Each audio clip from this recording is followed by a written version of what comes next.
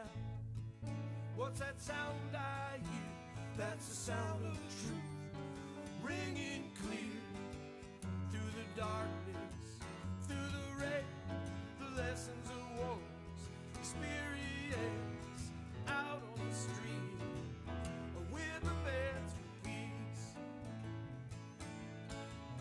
Oh, let the soul tell the story. And the host for tonight's show is Kim Carlisle. And Kim Carlisle has brought a guest for this evening's show. So, Kim, will you introduce? Yes. I'm very pleased tonight to have Tony Bing with us. Tony Bing, Emeritus Professor of English Literature and Peace Studies at Earlham College in Indiana, retired in 2001. During his 31 years at Earlham, he specialized in teaching humanities, Shakespeare, medieval literature, and the modern novel. He also served as Dean of Students, Vice President for Student Development. He created the Northern Ireland Peace Studies program. He coached the men's golf team and produced, directed, and performed in productions of Gilbert and Sullivan's Mikado and Patience. In addition, Tony served as Executive Director of the Peace Studies Association, which recognized him as Peace Educator of the Year in 1992. His involvement in the Middle East began in 1967 when he led a group of students to the American University at Beirut, where they spent their junior year. In 1982, he founded a Peace Studies program in Jerusalem, the Great Lakes Jerusalem program. Tony and his wife, June, led the program on 5 different occasions. Since his retirement, Tony has served as clerk of the National Executive Committee of the Peace Building Unit of the American Friends Service Committee, in addition to clerking the Middle East Committee and serving on the AFSC Board of Directors. He has also been a member of the Middle East Task Force of the Fellowship of Reconciliation. Tony and June live in Black Mountain, where they are active in Swannanoa Valley Friends Meeting. Tony has been to Israel and Palestine 35 times. And he's planning a 36th trip for this June. We'll talk more about that later. June 13th to 26th. So, Tony, welcome. Thank you. So glad to have you with us tonight. Glad to be here. Thanks. Did you run into much snow coming down here from Indiana? Or? Indiana. Black Mountain. Oh, Black Mountain. Oh, I'm sorry. I used to live in Indiana. Right. We had a fair amount of snow there. I missed that part. No, I've been here for 10 years. Now a neighbor of ours. Right. So anyway, to lead us into a discussion about Israel and Palestine, which is just a pretty simple issue, isn't it? Oh, yeah. Maybe you could briefly give us a little background of the region and its history. The conflict. Yes. Yeah. Well, it is quite a difficult task to try to, in a few minutes, trace the history of the development of the State of Israel and the aspirations of the Palestinian people. But let me start by saying that the real conflict started in the late 19th century. It's simply not true that Arabs and Jews have been hereditary enemies over the centuries. In fact, they lived quite well side by side. But at the end of the 19th century, there developed a movement called political Zionism that had as its aim the establishment of a Jewish state in what was the home of biblical Israel. People who were involved in that political movement saw it as the national liberation of the Jewish people, because for centuries they lived in very harsh conditions in the Christian world especially, and longed for a return to their home. That national movement came in conflict with a similar national movement among the Arab peoples, because the land of Palestine had been occupied by Ottoman Turks for 400 years, from 1517 to 1917, the end of World War I.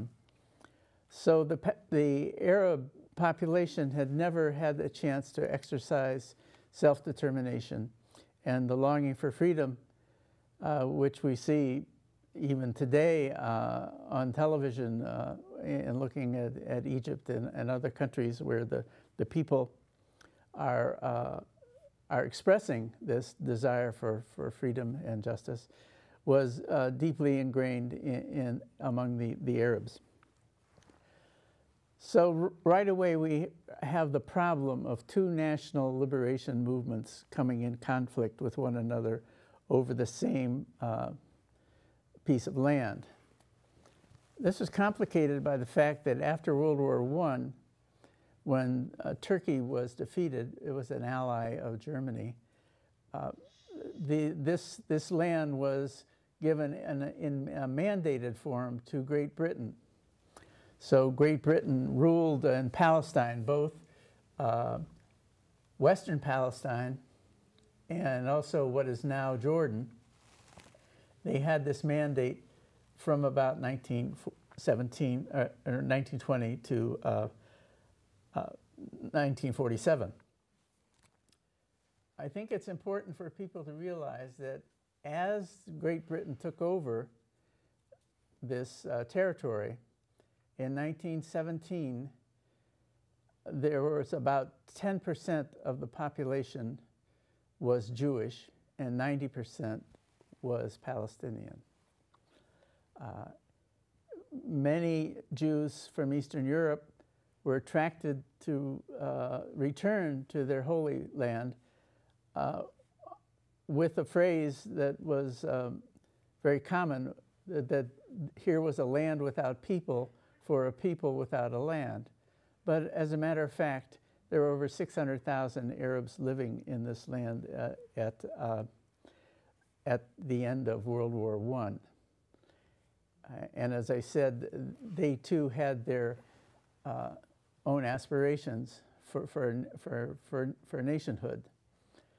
So what is properly seen as a national liberation movement for the Jewish people was perceived by the Arabs living there as a settler colonial movement. That is, people coming in from Europe and trying to settle and take the land of the indigenous people. Jewish immigration proceeded slowly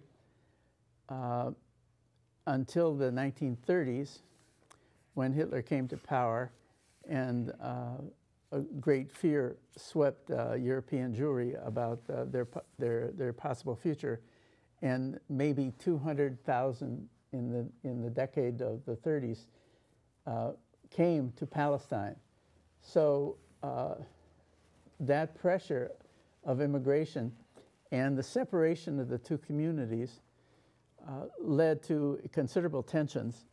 And so from 1936 to 39, there was the so-called Arab Revolt, in which the Palestinian Arabs revolted against both the British and the Jewish Zionists.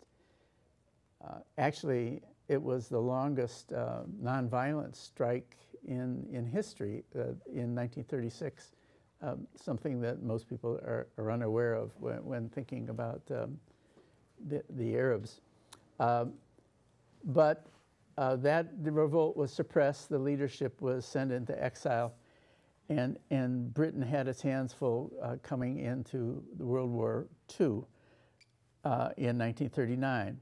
At that point, they issued a white paper which restricted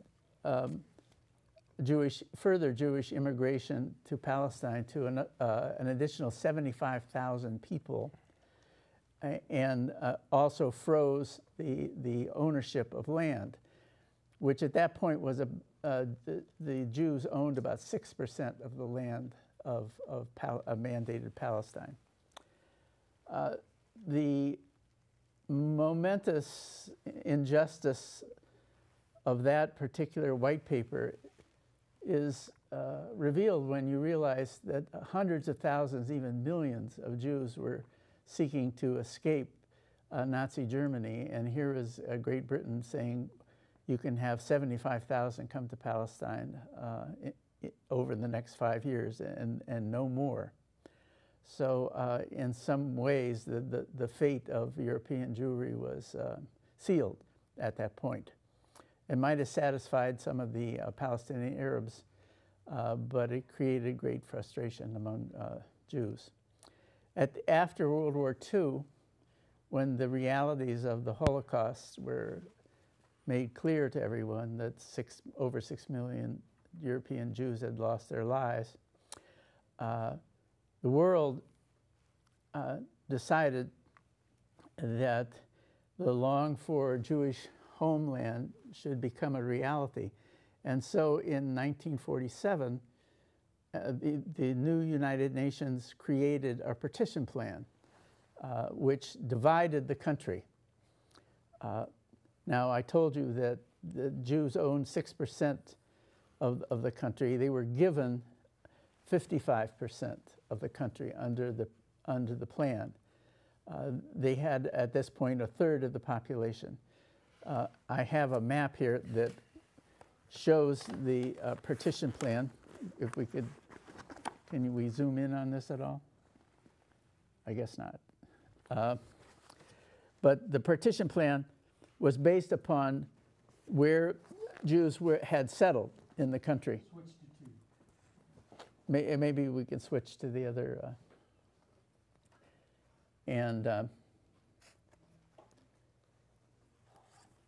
If you look at it, you can see it's a non-viable situation here, where Hold it. yeah, the Jewish state was to be this white area, and the Arab state this yellow area, and it was based upon pockets of population. That is, wherever Jews were settled, and not in the majority, because they were not in the majority in any of this, but where the most Jews resided was to become the Jewish state, and the Arabs were to have the rest of it. Well, the Arabs, well, I'll call them Palestinians, rejected the partition plan, feeling that it was unjust, that after all, a third of the population owning 6% of the land was given 55% of the land. And and the Jews, now about to become Israelis, accepted the plan, knowing that these borders would not be defensible or permanent, but they wanted to take what they could when it was given to them. So they had a war in 1948 when Israel declared its independence in May. And at the end of that war, if you can look at this, the end of the war, Israel had taken all of this shaded area as part of its state. That is a total of 72% to 78% of the total land of Palestine, leaving the Arabs living here in Gaza and what we now know as the West Bank. And that is the current border situation. The Palestinians were never able to exercise their self-determination to become a state, because in 1950, the king of Jordan annexed the West Bank, and made it a part of Jordan without the wishes of the people involved. So the Palestinians, from that moment on, have sought the right for self-determination that was given to almost every other Arab country and to the Jewish people. And that lies really at the heart of the conflict.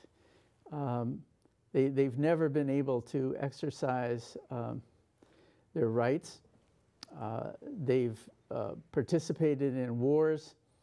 They saw the dispersal of their population here in this area. If we could look at it, this is the Israeli border in 1949.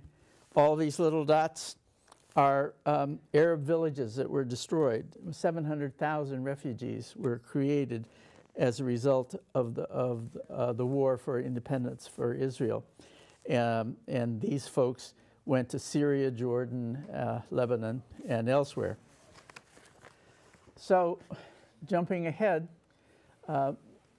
wars that followed in 1956, 1967, 1973, and the Intifada of 1987 to 91, and the second Intifada that began in the year 2000, have left a situation for the Palestinians where they still are crowded into these areas on the West Bank and Gaza, and have only limited autonomy. If I could move over to this map. Can I take this? Okay. Sorry. Excuse me while I put this thing back on.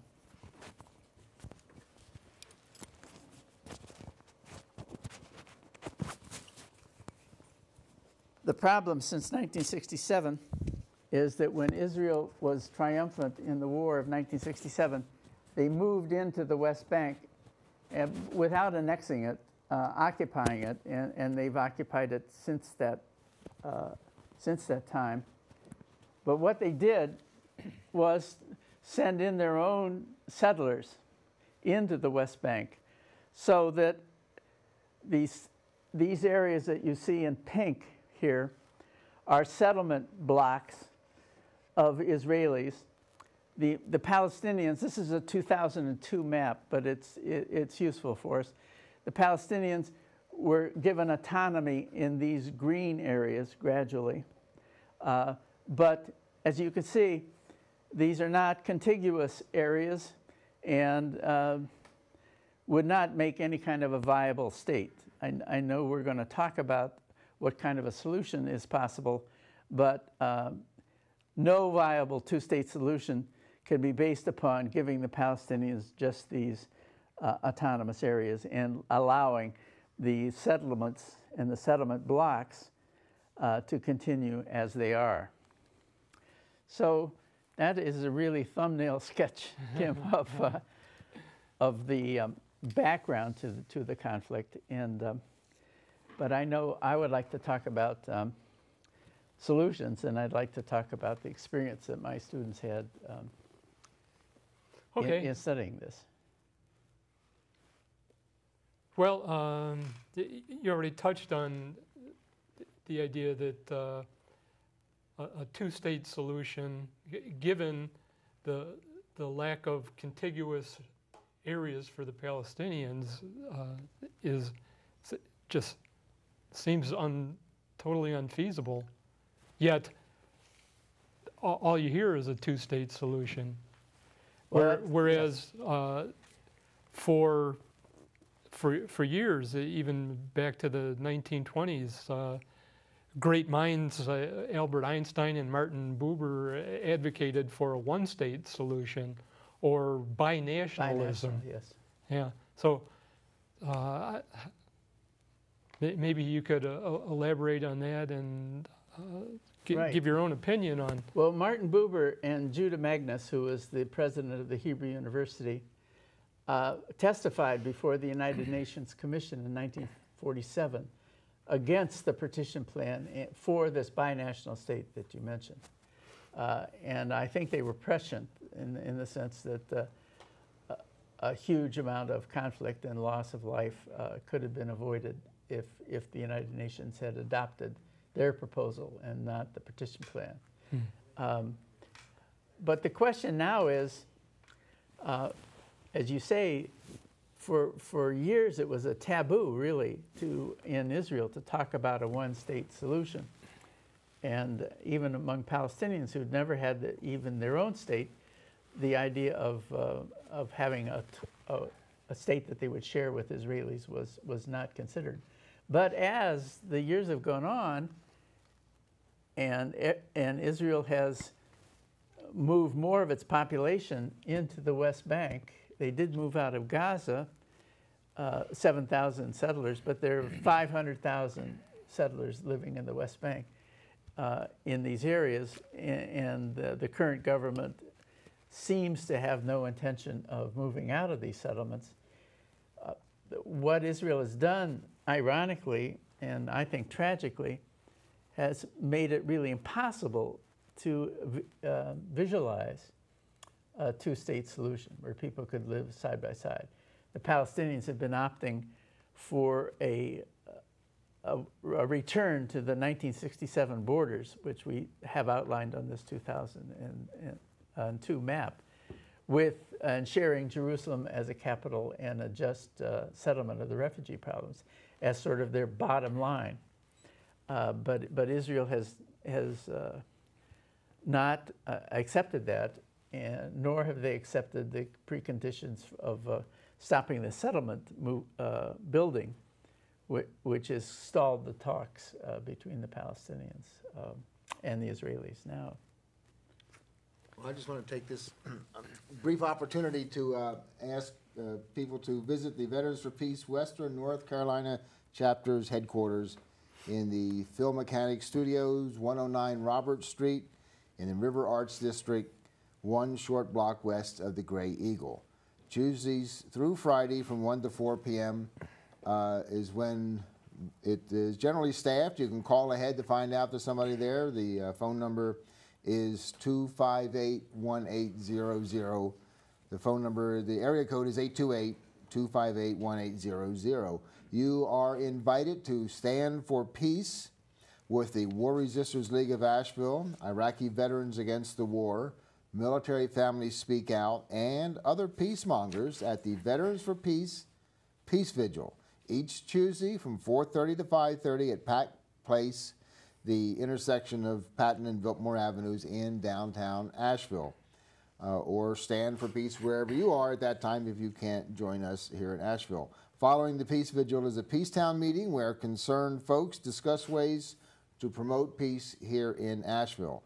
Peacetown meets on alternate Tuesdays after the Peace Vigil at 58.5 North Lexington Street in Asheville. You can go to Facebook and look up Asheville Peacetown to get directions, or you can email us here at VFP-TV@live.com, and we can give you directions and the times of those meetings.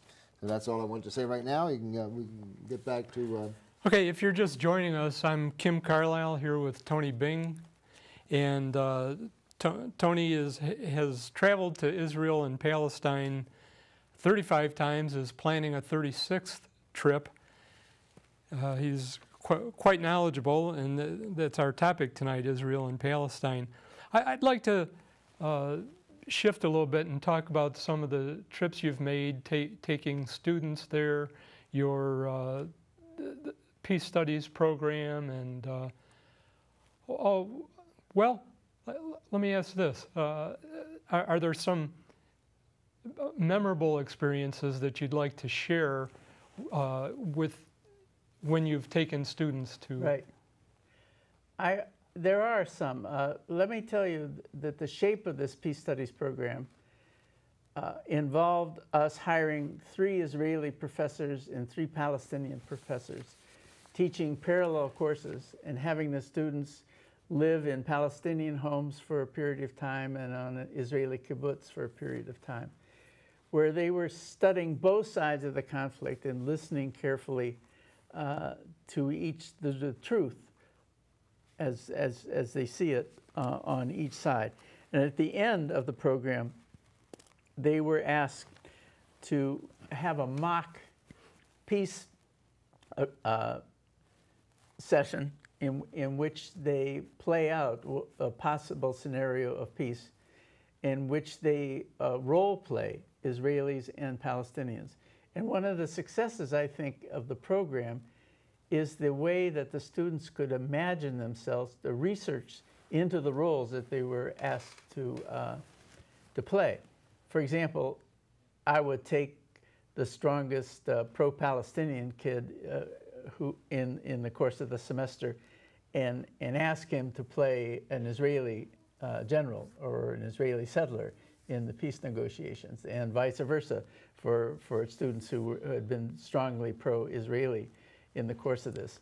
And what I found is that they made an imaginative leap that I think is essential to any kind of peace building, which is really being able to see yourself in the place of the other, see through the other's eyes. And in a way, they succeeded in ways that Palestinians and Israelis didn't. There is a terrible failure of empathetic imagination that takes place where Palestinians, for example, have a very difficult time understanding Israeli insecurity and fear, genuine fears. Likewise, Israelis have a huge problem in understanding the importance of land to Palestinians. Often you will hear Israelis saying, well, there are 22 Arab countries around here. There's plenty of room for Palestinians to move to be with their brothers in Iraq, Jordan, Syria, etc. Not realizing that for these people, there is the land in which your forefathers have grown up has a profound importance. It's more important than nationhood, I think, for many Palestinians to be able to live in the land of their forefathers. I knew a family that had lived on the same plot of land for 1,500 years. Wow. 1,500 years in Jerusalem, and had to leave in 1948. And I took these two old ladies back to their property in 1982. They'd never been back to their home. And we went there and knocked on the door, and an Israeli answered the door. And I explained what we were doing there. And I said, you know, these people had to leave, and they left all their pots and pans and photographs and things in the basement. And they said, well, yeah, they're still here in the basement, locked. And I said, well, could we take them? And they said, oh, no. The custodian of absentee property would forbid you. And I said, well, these family photographs, I mean, going back 1,500 years. That was one of the touching moments that I had. But I was similarly touched, as you were asking me about my students, how well they did, and in seeing both sides of a situation. And from my perspective as an educator, I loved it when they came back to the United States, because they carried that same gift of empathy for any kind of a situation. So many of them didn't continue to be interested professionally in the Middle East, but they got involved in civil rights movements or other anti-war movements or popular education movements in the United States, where they used these gifts that they had received and worked hard to develop in the semester program. We moved from 1982 to about 2000, more than 450 Americans through this kind of a program, and I think exposed them in ways that very few other students had the opportunity of doing. In fact, I started the Northern Ireland program based upon what I'd done in Jerusalem. So the students lived with Protestants and Catholics. This is when they were having the troubles in Northern Ireland, and experienced the same kind of understanding of the nature of conflict. So I was genuinely proud, and also I felt that they were normally pretty good at suspending their own cultural biases. When Kim and I were talking about, there's some experiences that were not so great for these students. I was thinking of a time when we had the students picking olives in a Palestinian village, and some of the young women in our program were asked to go to a home where the man had 2 wives. And these young women said, "I'm not going to a house where there are 2 wives. It's exploitative." And I had a heck of a time saying, "Can you kind of suspend your own judgment on this?" And it was a difficult task for them not to be judgmental about it. I must say that very few Palestinians have multiple wives, by the way.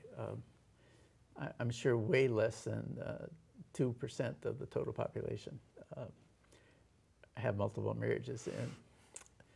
But that sometimes was, and I have some terrible memories of a couple of insensitive kids. But generally, all my memories, most of my memories of the time that we shared with these students are wonderfully positive. Well, was there ever a time that you personally or your students felt in danger or were in danger? That's an interesting question. Actually, we never experienced danger. It's a kind of thing where, and I was very appreciative of parents who kind of trusted us with this, because when you're over here and you just see what's going on in television, you are scared to death about your kid. But actually, on the scene, what you find is that both Arab and Jew are very keen on protecting Americans. So we never really ran into any danger. I tried this. In fact, we would get phone calls where we were staying saying, "Don't go to this part of the city today. I'm not going to tell you why, but just stay away from it." And so we never really were in danger. And I felt walking the streets of Jerusalem at night much safer than walking the streets in Detroit, Michigan at night. Tony, you said that peace studies programs in universities should include a component of peace action. And what types of action would you suggest? And could that action include nonviolent political direct action? It could, and often does. In our peace studies program at Earlham, we built it on a developmental model where the students studied issues for the first year, and then methods the second year, and then the third year they had an internship experience or a practical experience where they tested the theories and methods, and then they came back in the last year with more advanced theory. So often these junior year programs for them involve them going into conflict situations or into countries that were in conflict, like Northern Ireland and Palestine, Israel. But there are also other kinds of internships that did involve community organizing, protests,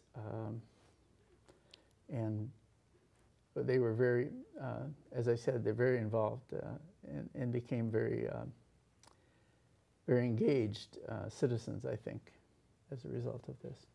Now, you did have a Northern Ireland Peace Studies program, and how many times have you traveled there?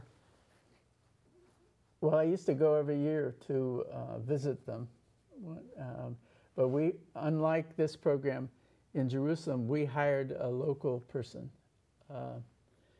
to actually who was a terrorist at one point, a Protestant terrorist, was put in jail for life and had a nonviolent conversion experience just before he was put into prison. And just a remark, his last name is Love, too. It was very ironic, Mervyn Love. But I think that I should tell you about his conversion experience, because he was going with one of his fellow terrorists to blow up a post office in Belfast. And they were going to plant these explosives against the wall of the post office by going into an abandoned apartment on the other side.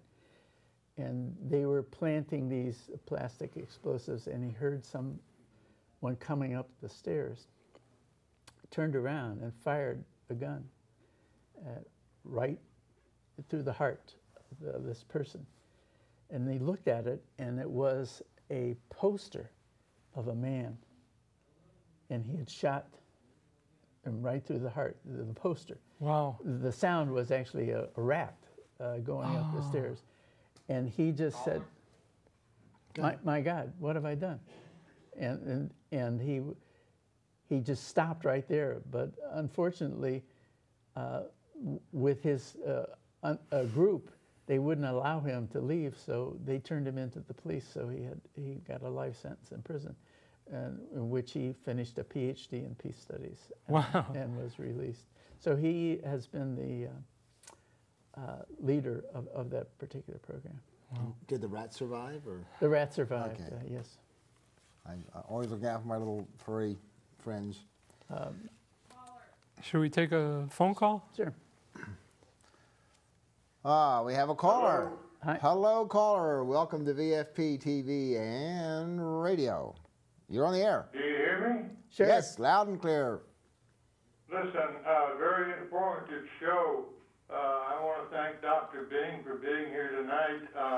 I suppose VFP-TV will soon become a degree-granting institution with all this information.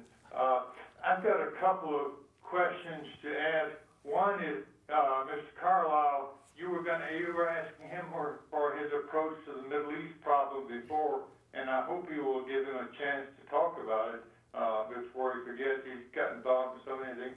And the other question is, I would like to ask Mr. Bing and all of you, what do you think about what's going on in Egypt nowadays? I've been spending the day watching it on TV, and I was curious about, suppose you have an organization like VFP-TV, which is a nonviolent organization, and they're trying to do a nonviolent protest, and then they're attacked by violent thugs paid by the government. What do they do? So I thought you might be able to help me understand that a little bit.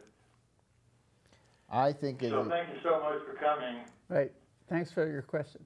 I think it's extremely ironic that as the democratic ideals are suppressed in this country, it seems to be bubbling up in other parts of the globe.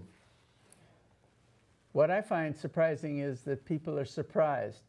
I think they think that in the Muslim world, the masses, the people, have been content to live under these authoritarian regimes for all these decades. And they don't know any better. Right? And the point is, there's a fundamental human hunger for freedom and justice that these people are. I find it very exciting, a little scary, but exciting to see it just erupting throughout the Arab world, spreading now probably to Yemen and Jordan, Syria, where these dictators are shaking in their boots.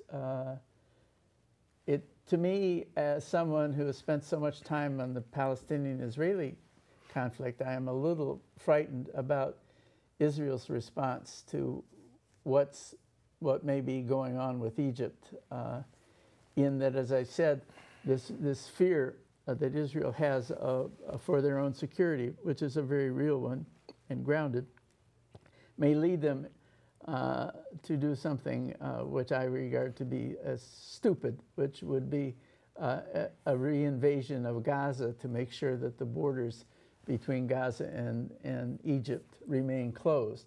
The Mubarak regime cooperated with Israel, but a new regime in Egypt is likely to open the borders between Gaza in Egypt to allow food and building materials to come in, and probably not be able to stop some weapons being transferred, which is what Israel's fear is.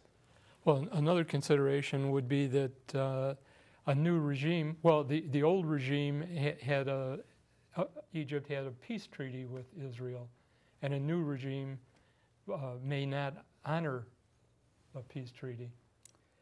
I think they would honor. It would be. I just don't think Egypt is hungering for a war with Israel. It would be. It'll be a cold peace, as they say. Not a genuine peace that respects one another. But it hasn't been really a genuine peace for some time. I just want to mention at this time that the Veterans for Peace invites the public to their monthly business meetings on the first Thursday of each month, starting at 6:30 p.m. at the VFP-WNC Chapter 99 headquarters in the Film Mechanic Studios, 109 Robert Street in the River Arch District, one short block west of the Gray Eagle in Asheville. Keep up to date with VFP Western North Carolina Chapter 99 by visiting our blog spot. Our blog spot is VFP-Chapter099WNC.blogspot.com. And for our radio listeners, once again, that's VFP-Chapter099WNC.blogspot.com. In addition to VFP-TV and radio, the Veterans for Peace Western North Carolina Chapter 99 produces the War Crimes Times. There we go. Here's the latest edition. The War Crimes Times is a quarterly publication which is updated and archived at warcrimestimes.org. Warcrimestimes.org for the latest edition, archives, and updates. And information of how to get your own copies of the printed edition. Get your own copies. It makes a dandy Valentine's gift. No, I don't know whether it makes a Valentine's gift, but you can give gift subscriptions to some of your Congress critters, representatives in our government, to let them know that what veterans have to say about things that are going on in the world today. And we happen to have Kim Carlisle, which is he's also the editor-in-chief of the War Crimes Times. So I am. We're honored to have you here. Thanks. Well, I am here, and I'm here with Tony Bing. I'm very happy to be here with Tony Bing.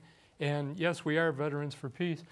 Tony, have you heard about Combatants for Peace? Yes, as you were talking, okay. I've had the honor of meeting with the Combatants for Peace in Israel, and it's very similar to your organization.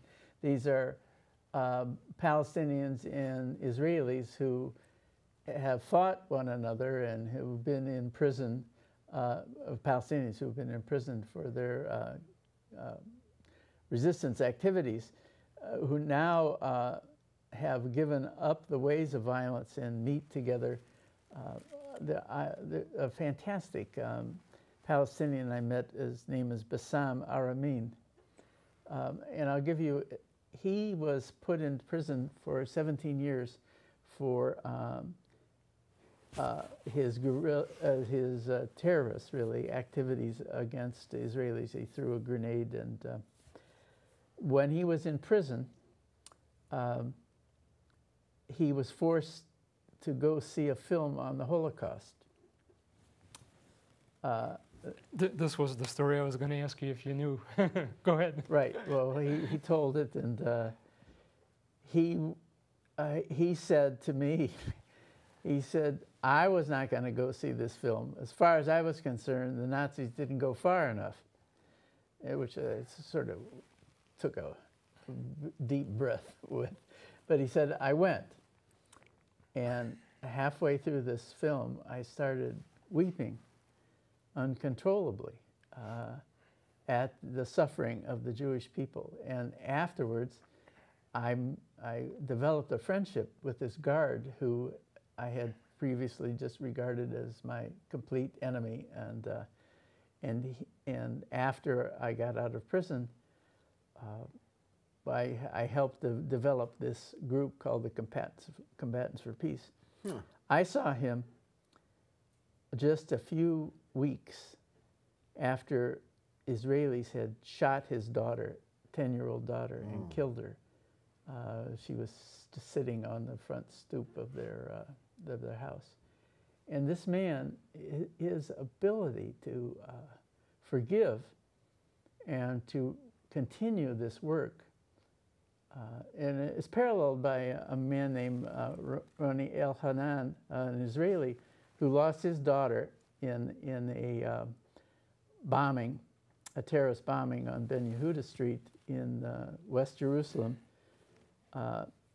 who also was able to rise above that. And in fact, I feel that's what I do when I take these trips with people. We meet Israeli peace activists and Palestinian peace activists, people who are looking for coexistence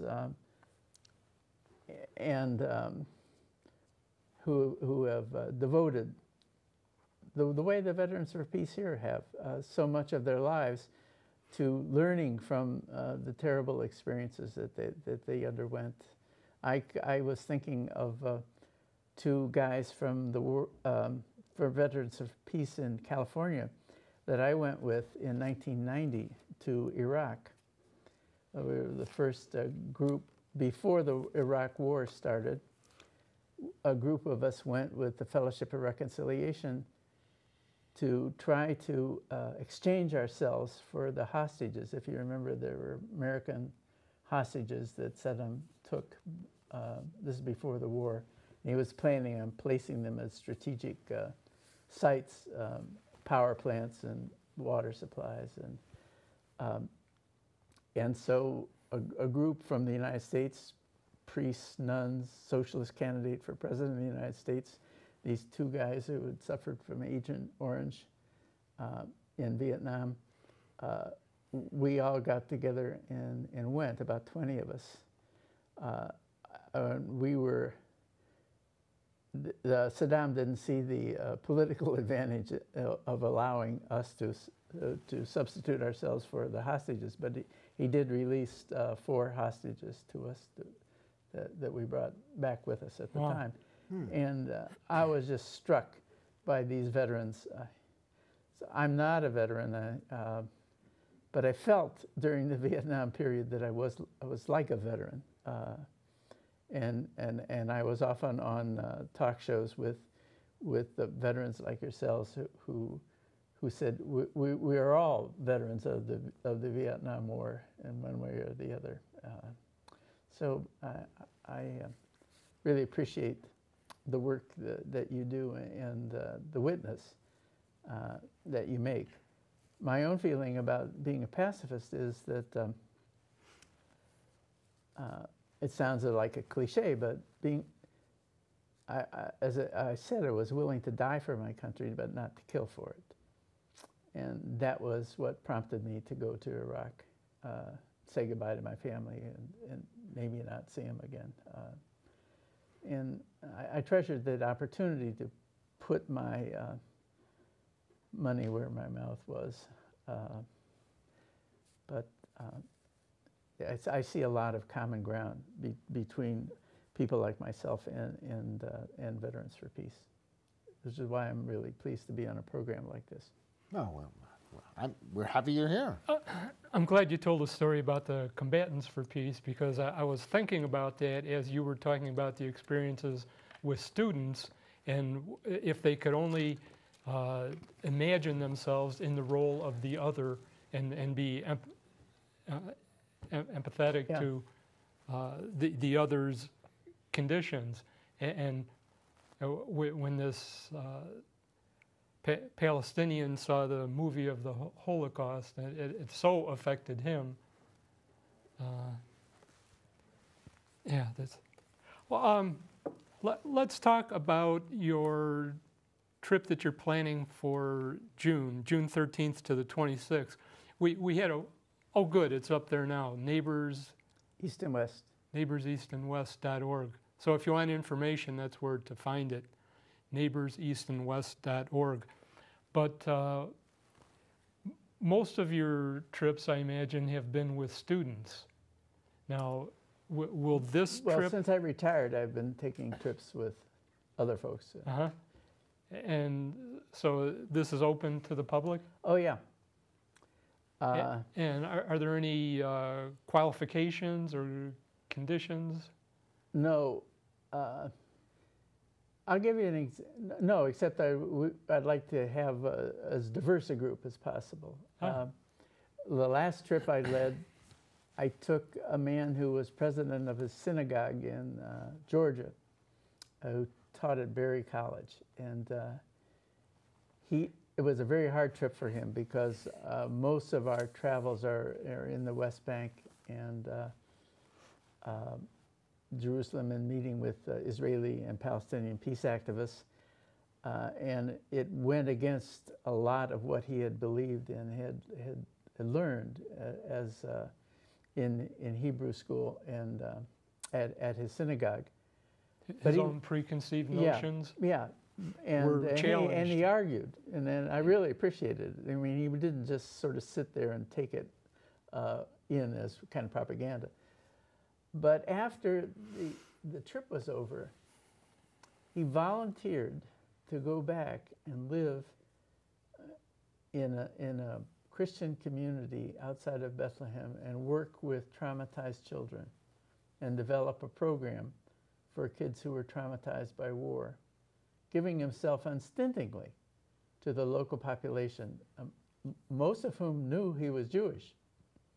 But he's that kind of person, and that's the kind of experience that going on a trip like this can have. It's a transformative experience. I mean, I have thought that my 40-plus years involvement in the conflict has been a gift to me, and it's developed my moral compass and given me an insight that I couldn't have any other way. So this man that you just told us about, he certainly had no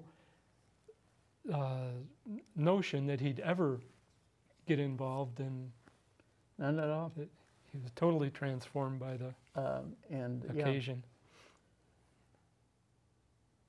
Yeah. Wow. And so we encourage Jewish participants, and I know we're having a Native American person from Montana coming on this. It's striking to me how parallel the situation is for Native Americans and Palestinians. Oh gosh.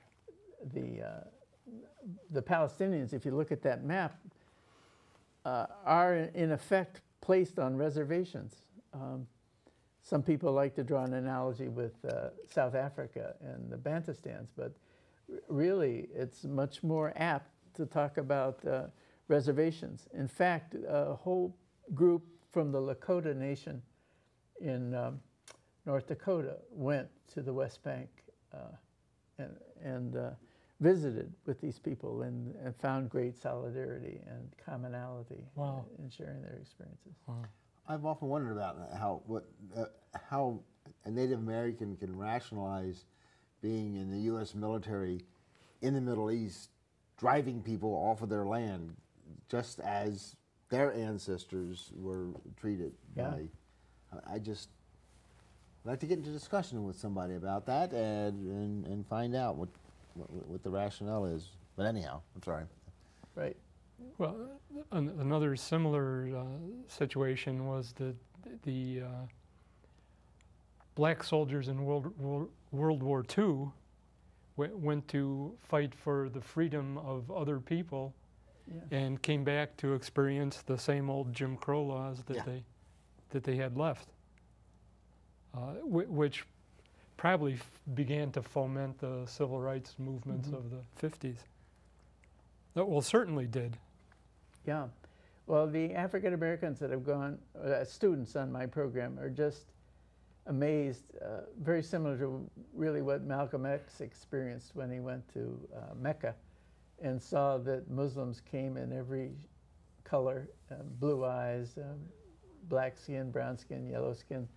The absence of a conscious skin color is a striking thing, I think, in the Arab world. you were going to ask me about how we go about making peace warriors. I was about to. Well, you've kind of answered in one sense, in that if we can just imagine the other person's position, the opponent or the enemy's position,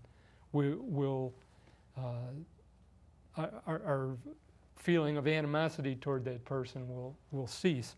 But in our country, we have a whole culture that glorifies militarism and war.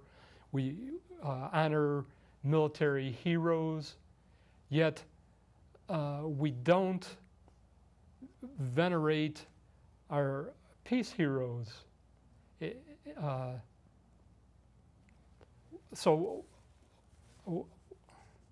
what can we do to well, part of it is ignorance. You know, it's like the Palestinian-Israeli conflict. I might have said some things that were shocking to people tonight because America just doesn't know the background. I mean, I'm not critical. I am critical of us being so parochial, but we just don't know it. The same thing goes for our peace heroes. You say, why? We don't know our peace heroes. Coleman McCarthy, who was a Catholic pacifist writer, often gave quizzes to students that he had in his peace studies course in high school, where he would give them the names of 10 people, and they would be, you know, like General Eisenhower, or General MacArthur, all these people, and everyone would know them. But he would ask them about Dorothy Day, or A.J. Musty, or Ammon Hennessy, or and there was absolute non-recognition. I mean, we should know that from the outset in this country, there was a desire to have a Department of Peace. It's not that Dennis Kucinich has come up with the idea of having a Department of Peace. It was there in the late 18th century.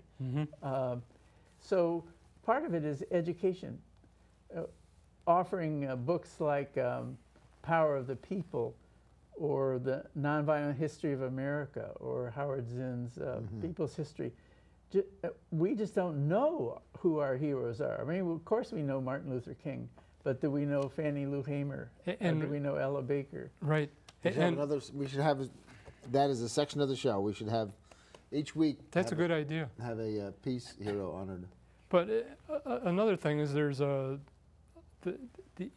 media in our country controls the dissemination of information, and that's not really a recent development. I think it's maybe been used by governments to perpetuate war and continue in their wars in the 20th century. I was reading today an interview with John Pilger, who has a new movie out that challenges the media because they aren't presenting the facts of the war. And he talks about it in World War I. Lloyd George, the Prime Minister, had a conversation with the chief of BBC and was making sure that they limited what the people were learning about what was actually happening in the trenches. And Lloyd George said that if the people knew, the war would end. Right. So, and that's part of it. You know, we got to make and honor and recognize peace heroes, and we have to tell the people what is actually going on. Well, it looks like we've about come to the end of the show. Thank everybody for watching and listening to VFP TV and radio. Thank you, Kim Carlisle and Tony Bing, for being here this evening. My name is Ronald Hrada. Our technical staff, Kasha Baxter and David Ireland. And from all of us, we say until our sisters and brothers come home.